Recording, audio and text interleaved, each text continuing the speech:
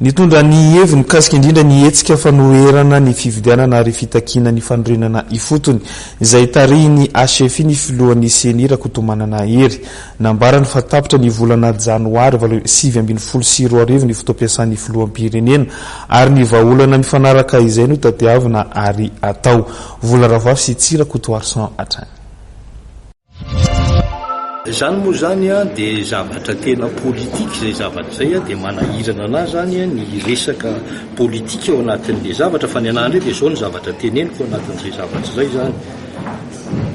Za mety ho resy lahatra amin'izay zavatra rehetrarehetra resahana eo amin'ny fanorenana ny firenena fa araka ilay lazaiko teo okitsika rehetrarehetra hanaja lalàna foana ka amin'ny zavatra fantatro zany ny kely fantatro dia hoe tapitra amin'ny volana janvier ny mandat ny président de la république.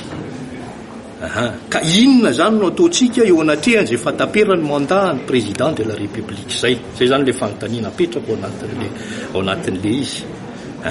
Vitatsika mandrapatapitra ny mandat ny président de la république ave les refondation sa ve tokony ataontsika aloha ny fifidianana dia miresaka refondation amin'izay tsika rehetrarehetra rehefa avy eo za koa mitady an'le refondation zany satria za koa zanaka malagasy mitady ny androsony ty Madagasikara ty amin'ny araka ny tokony ho izy.